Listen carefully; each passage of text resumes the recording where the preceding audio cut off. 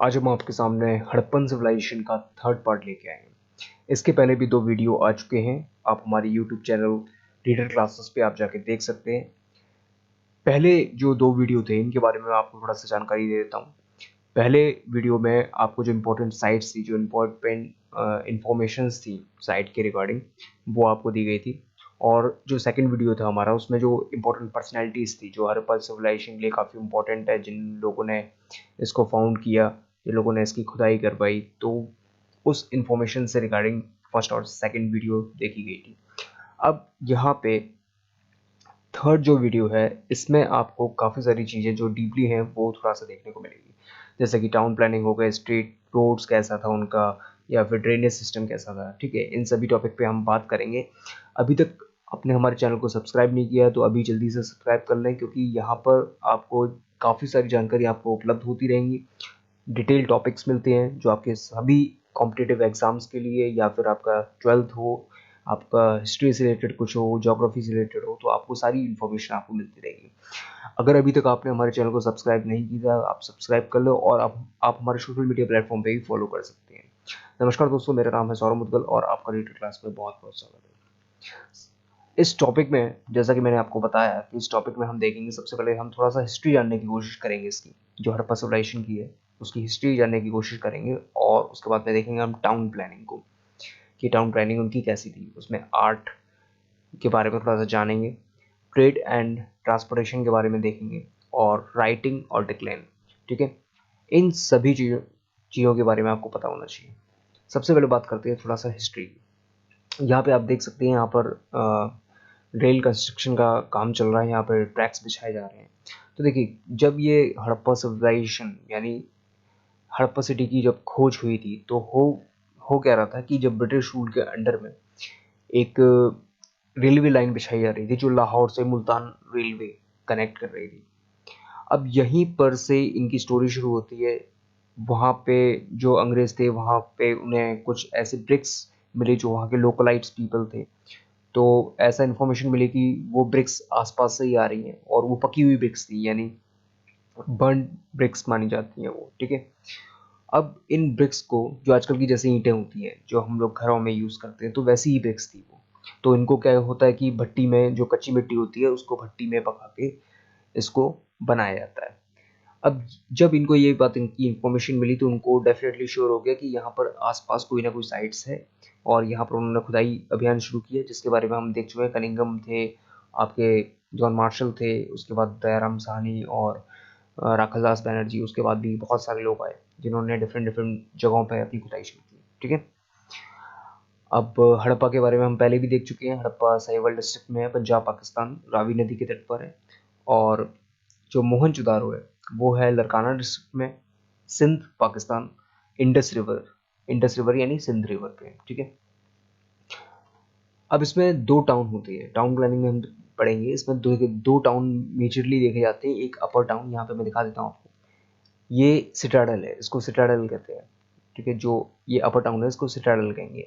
और एक होता है लोअर टाउन। ठीक है, जहाँ पर सिटाडल पे क्या होता था कि यहाँ पर जो इंपॉर्टेंट पीपल्स हैं, जो हड़प्पा सिविलाइजेशन के जो इंपॉर्टेंट पीपल, जैसे प्रेस्ट हो गए, या फिर जो राजा महाराजा हो गए, तो वहाँ और उनके जो इंपॉर्टेंट लोग हैं वो लोग यहाँ पर जो अपर पोर्शन है वहाँ पर ये लोग रहते थे। उनके यहाँ पर जो होम वगैरह थे, वो हाउसेस वगैरह थे, वो सब यहाँ ही पे थे। और जो लोअर टाउन में क्या था, जो नॉर्मल पीपल है, आम जनता है, वो नॉर्मल यानी लोअर टाउन में रहती थी। अब देखिए यहाँ पे क्या है, यहाँ पर हम स्ट्रीट के बारे में देखेंगे। यहाँ पर एक पिक्चर आपको दिखाई दे रही है स्ट्रीट, तो ये है गलियाँ। इस पिक्चर में आपको दिखाई दे रहा है कि ये पूरा जो सिटी है, जो मोहनजोदारो सिटी, काफ़ी ज़्यादा एरिया में ये कवर किया हुआ था। और यहाँ पर एक चीज़ देखने में आ रही है कि यहाँ से जो स्ट्रीट थी, लगभग 13 से 34 फीट के बीच में, यानी 30 टू 34 फीट के जो उसकी विड्थ है, स्ट्रीट के बीच स्ट्रीट है। ठीक है, अब 13 टू जो 34 विड्थ इसमें जो बताई जा रही है, देखिए 13 की तो हो गई गलियां आपकी, और 34 की जो मेजर जो रोड्स हैं। ठीक है, तो इन दोनों को कनेक्ट कर रही है, 2 पोर्शन को कनेक्ट कर रही है। बीच में काफ़ी 34 फीट की एक गली देखी जा रही है। यहाँ पर आप देख सकते हैं, यहाँ पर जो पूरी सिटी थी वो रेक्टेंगुलर ब्लॉक्स में थी। आप यहाँ से देख सकते हैं, बिल्कुल रेक्टेंगुलर ब्लॉक्स हैं, इसमें चारों तरफ से रोड्स हैं और बीच में सेंटर एरिया है और हर रोड एक दूसरे को कनेक्ट हो रही है। एक ग्रिड पोजीशन, ग्रिड होता है जैसे जालियाँ होती हैं दोनों तरफ से, तो ऐसी ग्रिड पोजीशन ये तैयार करती है। आपको एग्जाम में पूछा जाता है कि हड़प्पा सिविलाइजेशन किस टाइप का जो उसका सिटी प्लानिंग थी वो किस टाइप की थी, तो वो ग्रिड प्लानिंग थी। ठीक है, इसके बाद में जो रोड्स होती है, जैसे आजकल होता है कि कोई जैसे ये वाला रास्ता जा रहा है, ये वाला रास्ता जाएगा तो यहाँ पर जैसे चौराहा हो गया और यहाँ से 2-3 रास्ते और मिल रहे हैं, तो ऐसे ही ये चारों तरफ जो आजकल की जो मॉडर्न कॉलोनीज बन रही है वो पहले ये बन चुकी हैं इंडस सिविलाइजेशन में। ठीक है, हड़प्पा सभ्यता में ऐसी जो आजकल मॉडर्न कॉलोनी बनी है वो ऑलरेडी पहले बन चुकी है। अब ड्रेनेज सिस्टम में देखा गया, ड्रेनेज सिस्टम इनका कैसा था, जो नालियों वाला एरिया था वो कैसा था। हर घर से नालियाँ निकलती थी, छोटी बड़ी नालियाँ थी। इसमें छोटी नालियाँ जैसे आज की डेट में होता है कि हर घर से आपके घर में से नालियाँ जाती है, जो आपके बाथरूम का पानी होता है, जो वेस्टेज वाटर होता है, तो वो जाके मेजर रिसीवर लाइंस में जाके गिरता है और फिर जाके आउटर एरिया में चला जाता है। ऐसे ही यहाँ पर जो घर घर से जो नालियाँ, छोटी छोटी नालियाँ थी, तो वो आई हैं और यहाँ पर जो आपकी गलियों में जैसे बड़ी नालियाँ होती हैं उनसे कनेक्ट होती हैं और फिर जाके ये पूरा जो मटेरियल होता है वो जाके बाहर फेंक देती है। ठीक है, ये पूरा पानी जाके एक आउटर एरिया में चला जाता है। तो ये नालियाँ बहुत ज़्यादा इंपॉर्टेंट है। अब देखिए, नालियों को कवर करने के लिए उन्होंने ब्रिक्स का यूज़ किया था, जिससे कि ये बीच में जहाँ से यहाँ पर कुछ कचरा वगैरह फंसता है या कोई प्रॉब्लम आती है तो उसको आप क्लीन कर सकोगे। तो काफ़ी अच्छी पद्धति थी। अब जो इनकी जो ब्रिक्स होती है, मैं आपको एक चीज़ जानकारी दे देता हूँ, जो ब्रिक्स होती है जिसको पकी हुई ईंटें कहते हैं, इसको टेराकोटा भी कहा जाता है। अब ड्रेनेज सिस्टम में क्या था कि जो अंदर से गंदा पानी आ रहा है उसको बाहर फेंकने की एक तकनीक है, जैसे आजकल बनाई जाती है। तो आपको समझ में आ गया होगा ये ड्रेनेज सिस्टम क्या है। अब इसके बाद में ये है आपका ग्रेट बाथ, ये है मोहनजोदारो में।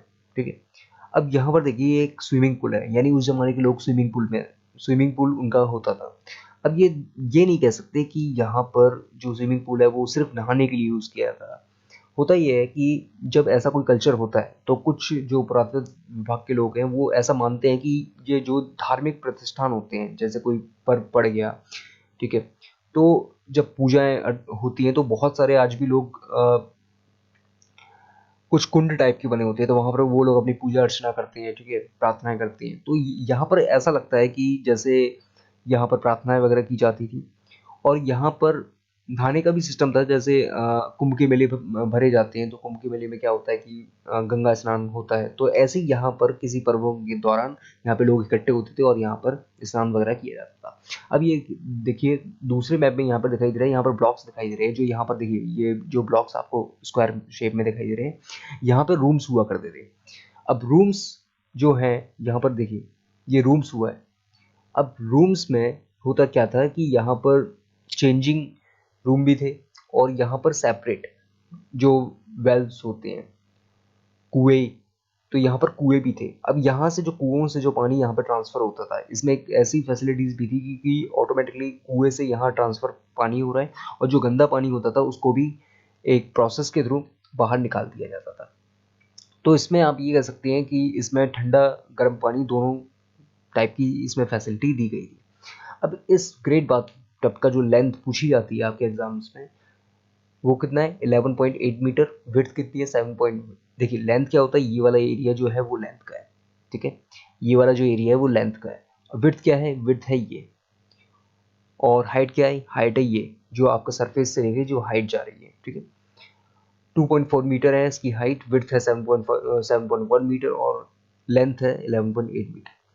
अब यहाँ पर गैलरीज हुआ करती थी, ये गैलरीज हैं, रूम्स होते थे चारों तरफ, ठीक है। स्टेयर्स किस साइड है, देखिए यहाँ पर नॉर्थ है और यहाँ पर साउथ है, तो नॉर्थ और साउथ दो पोजीशन में इनकी स्टेयर्स थी। मैं ये दोनों तरफ से आप उतरते और चढ़ सकते थे। अब यहाँ पे देखिए इनकी बिल्डिंग्स कैसी थी। बिल्डिंग्स में आपको ध्यान रखना है कि इनके जो बिल्डिंग्स थी वो इनके जो मेन गेट्स जो हुआ करते थे, स्पेशली ये बताया गया है कि मेन गेट्स आजकल के एरिया के हिसाब से, जैसे आज की मॉडर्न कॉलोनीज हैं तो उन्हीं के हिसाब से अपन कंपैरिजन कर सकते हैं, वो भी उसी पैटर्न पे चल रही हैं। जैसे कि गलियां हैं, गलियों में अगर कोई मकान बने हुए हैं तो उनके तो अंदर की तरफ ही मकान खुलेंगे, यानी गली के अंदर ही खुलेंगे, मेन रोड पे तो खुलेंगे नहीं। लेकिन जो आउटर में है, जो आउटर मकान है, जिनके बड़े घर होते हैं, तो वो जो रिच पीपल थे तो वो अपने घर कहाँ बनाते थे? मेन रोड पे, जैसे आज बनते हैं।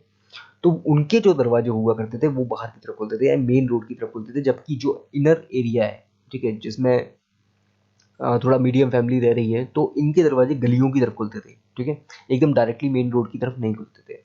तो यहाँ पर ये देखा गया, अब यहाँ पे 1 स्टोरी से लेकर 2nd स्टोरी तक इनके जो हाउसेज मिले हैं वो डबल स्टोरी मिले हैं। मोस्टली सिंगल स्टोरी भी है और डबल स्टोरी है, जैसे आज की तरह होते हैं। अब यहाँ पर आपका इसमें रूम है, इसमें कोर्टयार्ड है, हॉल्स होते थे, यहाँ पे किचन्स होती थी, बाथरूम होता था, ठीक है, मतलब फुल फैसिलिटी जो आज की डेट में एक नॉर्मल घर में होती है, वो सभी फैसिलिटी उस टाइम पे थी। अब इसमें होता क्या था कि इनके पास ग्रेनरी सिस्टम भी था, यानी जो लोग खेती किसानी करते थे, ये आप जानते हो।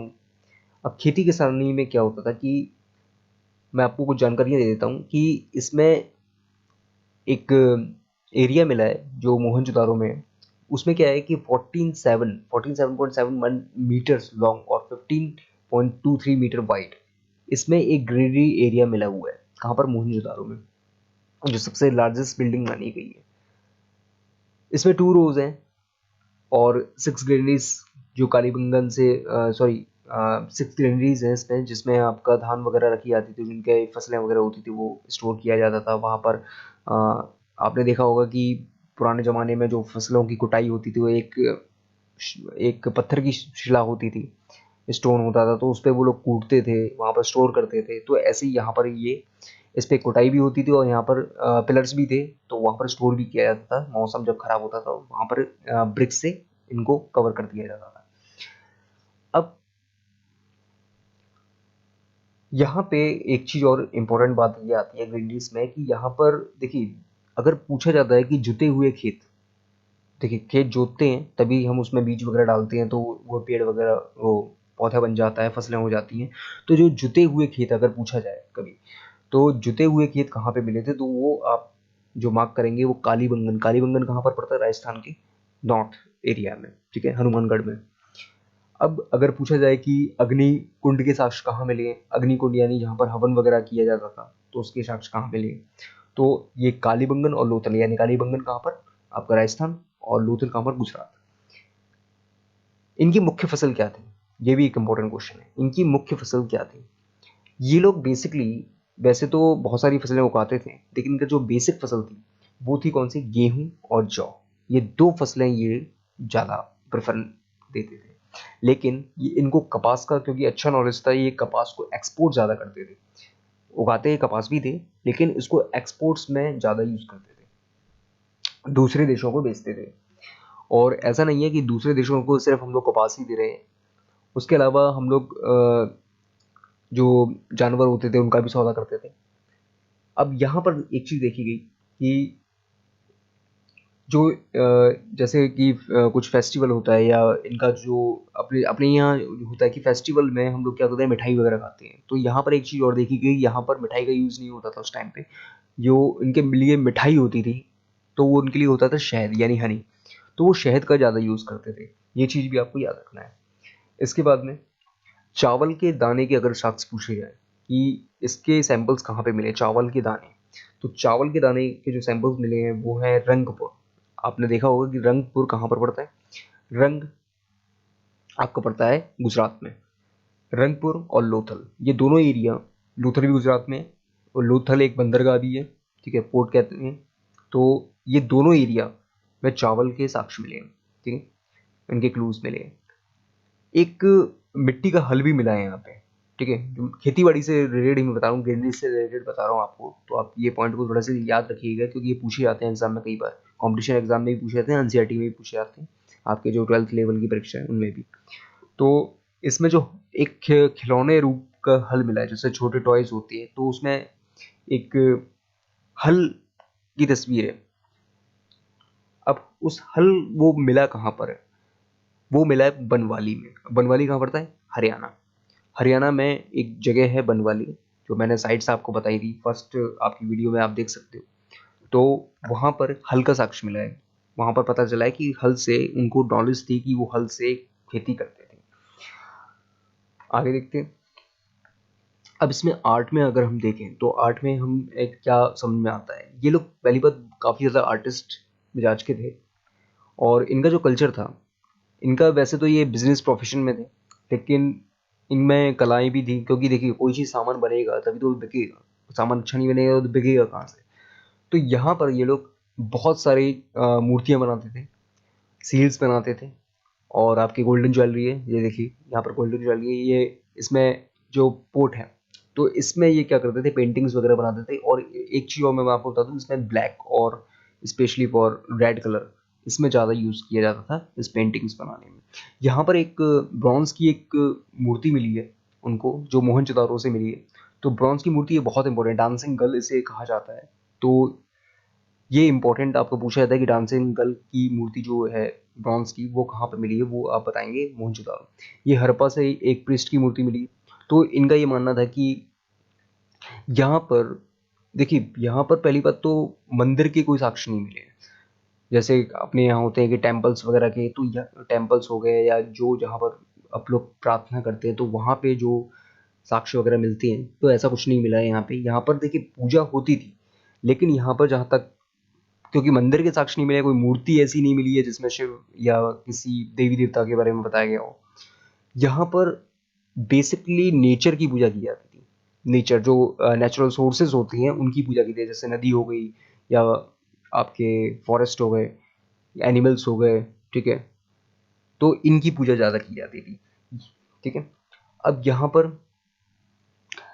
बेसिकली जो सबसे ज़्यादा जो मूर्तियाँ मिली हैं, वो लेडीज़ की मूर्तियाँ ज़्यादा हैं, यानी फीमेल्स की मूर्तियाँ ज़्यादा मिली हैं।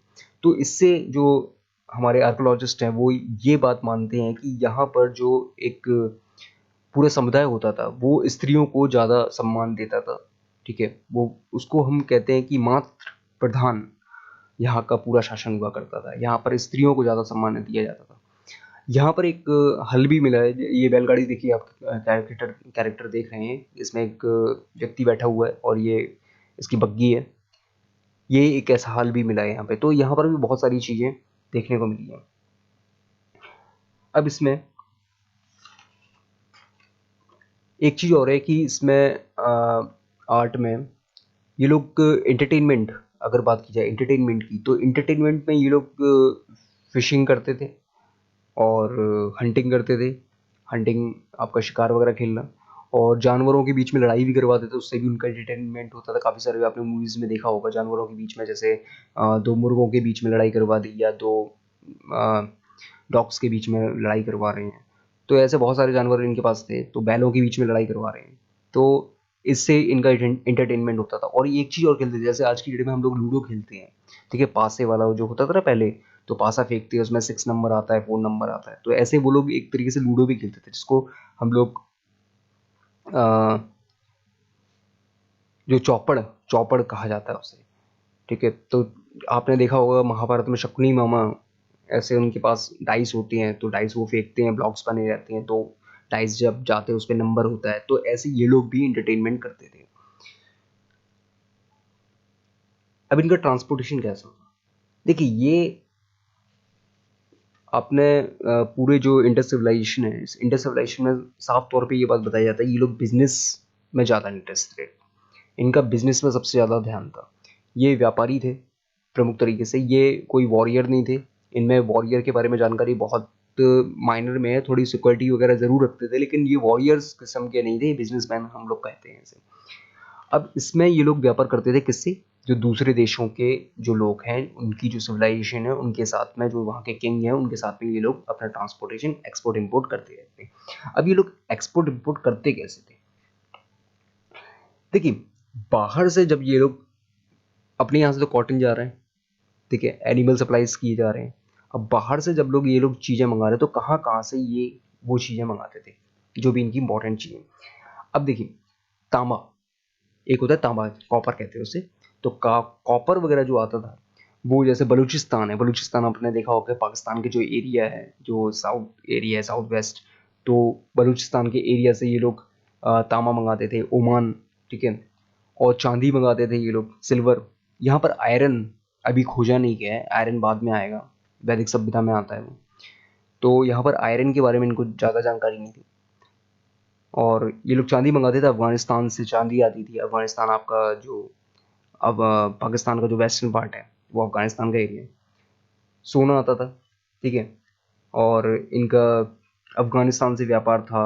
और अपने जो सौराष्ट्र एरिया है, सौराष्ट्र एरिया यानी आपका जो गुजरात एरिया है, गुजरात का भाग, वहाँ पर जाके जो लोथल वगैरह एरिया है, तो वहाँ पर जाके इनका इम्पोर्ट किया जाता था।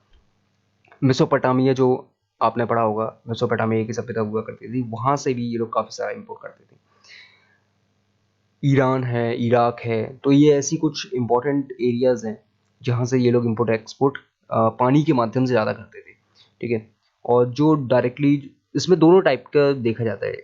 ये पानी का सोर्स भी ज़्यादा यूज़ करते थे, और दूसरी बात ये जो सरफेस एरिया है, सरफेस एरिया से भी इम्पोर्ट एक्सपोर्ट ये लोग करते थे। जो इनके व्हीकल्स होते हैं, बैलगाड़ी हो गई, ठीक है, तो इनके सहारे से, या कोई जानवर हो गए तो उनके सहारे से। अब यहाँ पर एक चीज़ और आती है कि इनके पास जानवर कौन से थे। देखिए, इनके पास जो बेसिकली जो सबसे ज़्यादा ये पूजनीय है जिसको कहते हैं, सबसे ज़्यादा उनका जो पसंदीदा जानवर था वो था कुबड़ वाला बैल जिसे कहते हैं।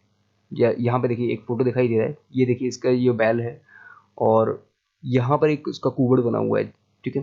तो कुबड़ वाला बैल को ज़्यादा इंपॉर्टेंस देते हैं। यहाँ पे देखिए, जो नॉर्मल शेर होता है, एक होता है टाइगर, एक होता है लॉयन।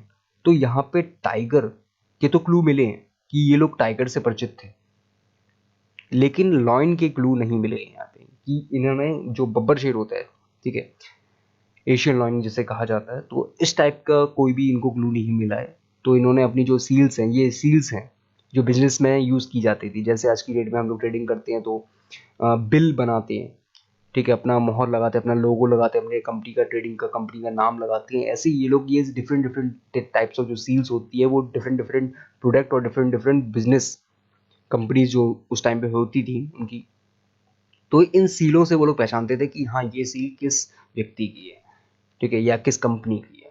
तो सीलों पे ये बहुत सारे इसमें डिफरेंट टाइप ऑफ जो एनिमल्स होते थे, इनको ज़्यादा प्रमोट करते थे। जैसे गैंडा हो गया, ठीक है, आपका राइनो कहते हैं उसे, एलिफेंट हो गया, ठीक है, आपका टाइगर हो गए, और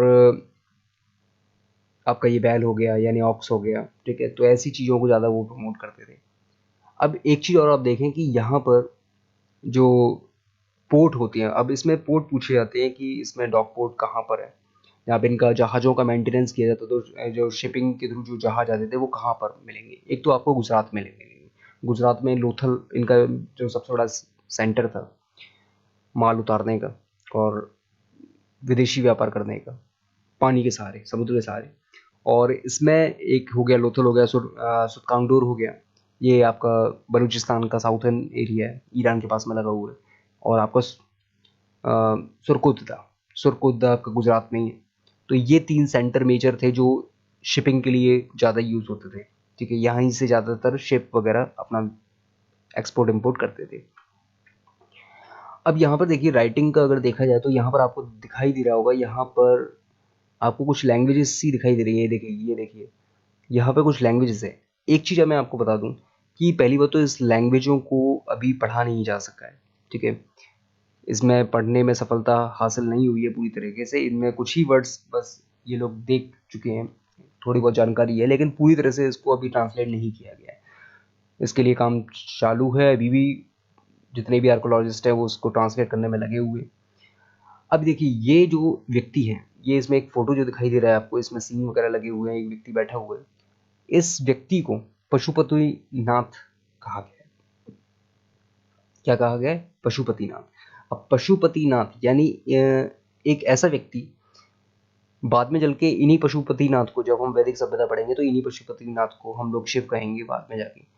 तो यहाँ पर एक ऐसा व्यक्ति जो जानवरों से लगाव करता है, नेचर से लगाव करता है, तो उसका एक कैरेक्टर दिया गया है, ठीक है। उसके बाद में इनका जो कार्बन डेटिंग निकाली गई थी, जो ये कब लिखे गए हैं, तो इनकी जो कार्बन डेटिंग है 3300 से लेकर 3200 BC के आसपास की कार्बन डेटिंग इनकी निकाली है। इसमें 600 जो डिस्टिंग इंडस जो सिंबल्स हैं, जो सील में फाउंड हुए हैं, जो उनके पॉट्स में फाउंड हुए हैं, या मेटल्स पे इन्होंने लिखा था, तो लगभग ऐसे 600 टाइप्स ऑफ इनके जो कैरेक्टर्स हैं, ये जो कैरेक्टर्स हैं, इनके जो वर्ड हैं, तो ये आपको दिखाई देते हैं लेटर्स। अब इसमें एक चीज़ और है कि हम लोग कैसे लिखते हैं, लेफ्ट टू राइट लिखते हैं। जैसे यहाँ से लिखना शुरू किया तो हम लोग ऐसे जाते हैं लेफ्ट टू राइट, ठीक है।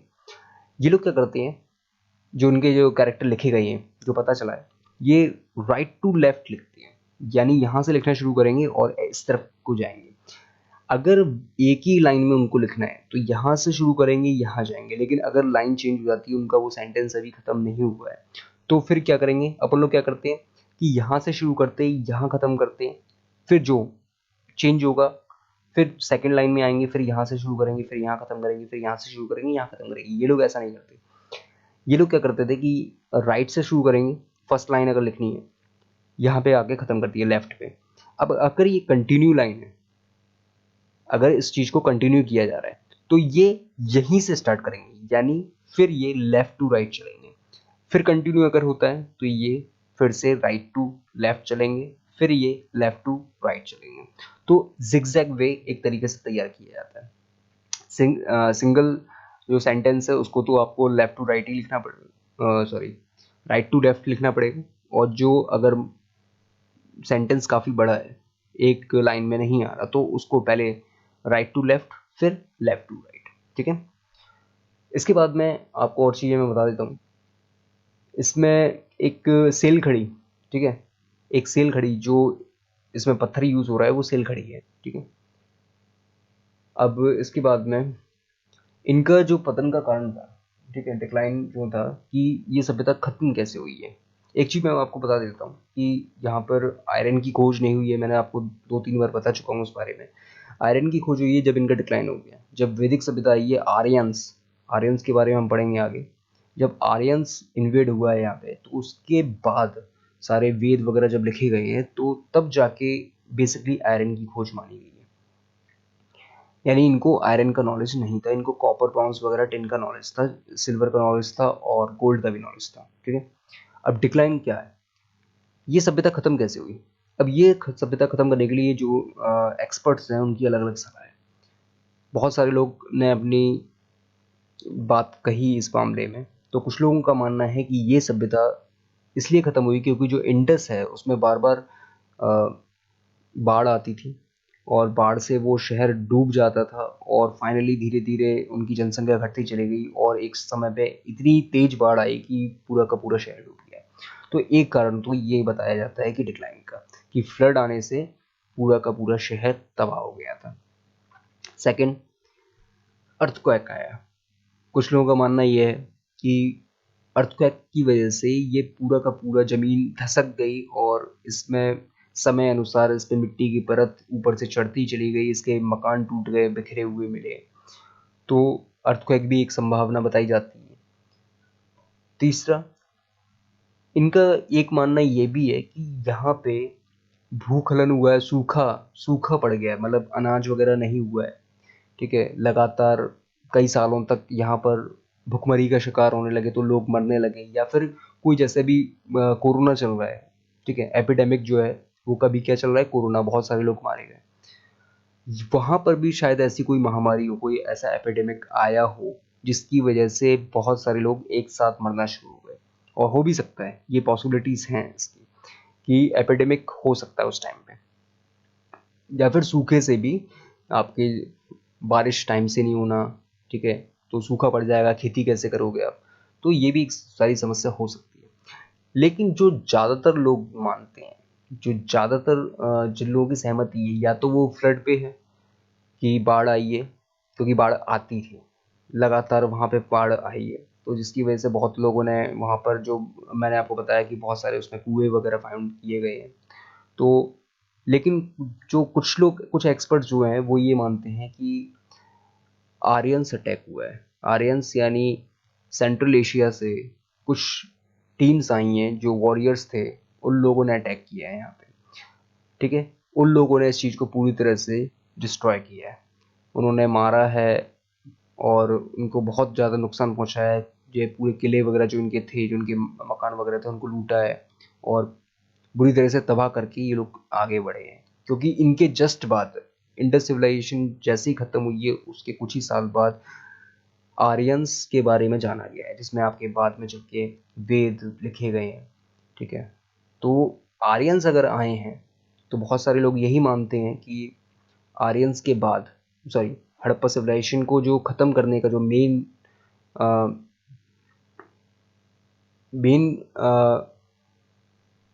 व्यक्ति है या मेन जो पावर है जिसके पीछे इंडस सिविलाइजेशन पूरी तरह से ख़त्म हो गई, तो वो आर्यंस को भी माना जाता है। तो उसमें दो चीज़ें इंपॉर्टेंट हो जाती हैं। पहली चीज़ ये है कि अगर डिक्लाइन में आपको लिखना है तो फर्स्ट चीज़ तो आपको जो सबसे ज़्यादा सहमति जो जिनको मिली है वो है फ्लड, और जो सेकंड सबसे ज़्यादा सहमति मिलती है वो मिलती है आर्यंस को। बीच में आपके जो हैं एक एपिडेमिक हो गया और दूसरा हो गया आपका अर्थक्वेक, ठीक है। तो आपको ये अच्छा लगा होगा डेफिनेटली, काफ़ी आपको जानकारी मिल चुकी है इसमें। पूरा आपका इंडस सिविलाइजेशन एक बार में ख़त्म कर दिया। मैंने सोचा था इसमें 6 वीडियो बनाएंगे, लेकिन आपको पूरी जानकारी इसी में मिल गई है। और आप चैनल को सब्सक्राइब कर लें, जिससे कि और भी जो हम वीडियो बनाते जाएंगे और वो आप तक पहुंचती जाएगी। बेल आइकन को भी दबा लें। तब तक के लिए आप खुश रहें, तंदुरुस्त रहें, और कृपया करके घर से अभी भी बाहर ना निकलें, क्योंकि अभी भी इस जो पैंडेमिक है हमारा, तो इसका भी काफ़ी ज़्यादा असर पूरे शहरों में देखने को मिल रहा है। तो बिल्कुल भी रिस्क ना लें, घर में रहें, स्वस्थ रहें। Thank you for watching.